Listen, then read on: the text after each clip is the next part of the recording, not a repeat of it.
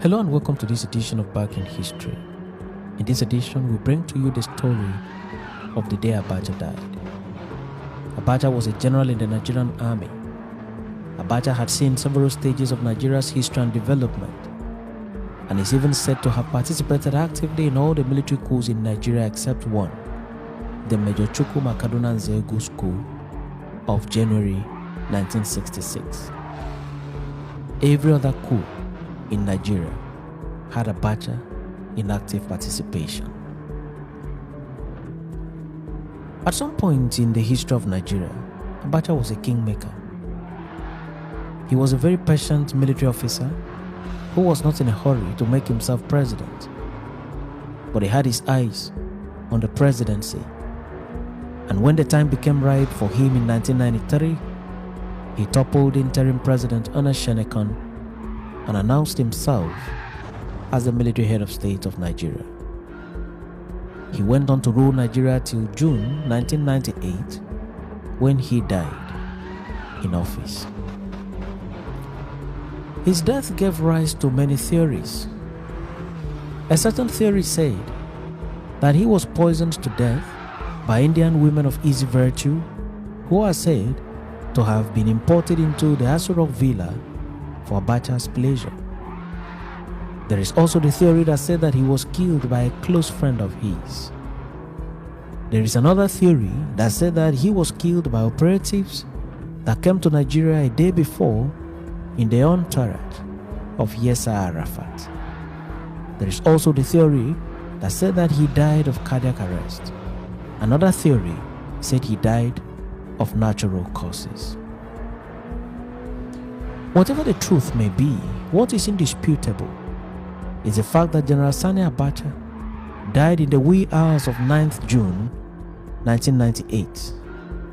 This marked the end of the life and time of Nigeria's most dreaded and most feared military head of state.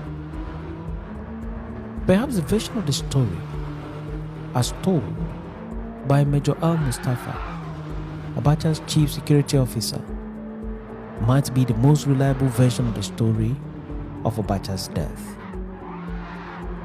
In an interview granted to Chuks Okocha of the This Day newspaper with the title, How Abacha Died, Al-Mustafa's version is, unquote, as follows. The sudden collapse of the health system of Abacha started on June 7, 1998, at the Abuja International Airport, immediately after one of the security personnel who accompanied Yasser Arafat of Palestine shook hands with him, unquote. Al-Mustafa added, shortly after the handshake, I noticed the change in the countenance of Abacha, and I immediately informed the ADC, Lieutenant Colonel Abdullah, who advised that we keep a close watch on him.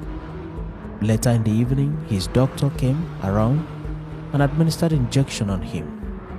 He was then advised to have a short rest, unquote.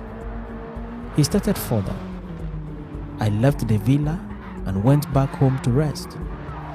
At about 5 a.m., the security guards ran to my quarters to inform me that Abacha was very unstable. I ran to the guest house of the head of state. When I got to his bedside, he was already gasping for breath.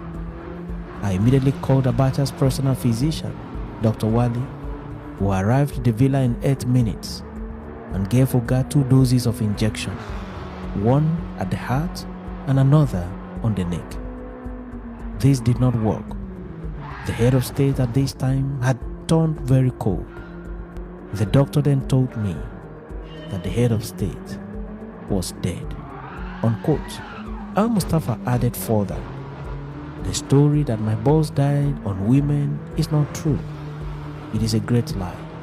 The story that my boss ate poisoned apple is also not true, unquote. Telephone calls were then made to several VIPs in the military at the time, including the army chiefs and former military heads of state, on what should be the next line of action for the country. An emergency meeting was convened at daybreak and deliberations were made on who becomes the next head of state and to discuss the modalities for the burial of Abacha. In the end, General Abdul Salami Abubakar was selected as the new head of state of Nigeria. Oji Ogbonnaya Oji, Radio Nigeria State House correspondent at the time, has stated in his book, Inside Asoro, that what followed was the conveyance of Abacha's body to Abacha's hometown of Kano for burial in the evening hours. Oji noted at page 145 of the book, and I quote, "We had already boarded the aircraft and almost getting set to take off when General Abdul Salami Abubakar curiously asked, 'Where is the corpse?' He was told that the corpse was in the hold. 'No, no, no. Bring it inside,' the general commanded. The corpse, which was not in a casket, was brought inside the plane and kept few seats away from where I sat. As the journey progressed, whenever there was turbulence, the body would shake, exposing the legs, which were partially covered. I sat in the aircraft speechless.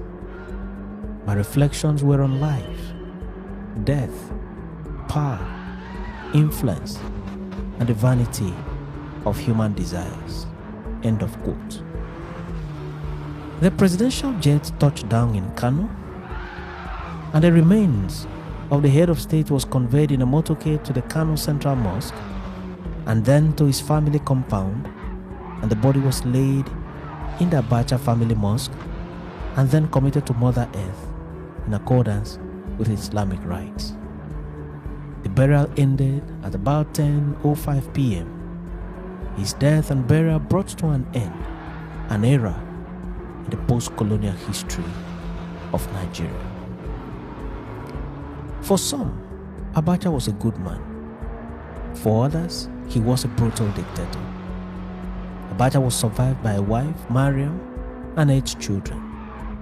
Thanks for watching this episode of Back in History, and do remember to subscribe to the channel and share the video with friends and loved ones.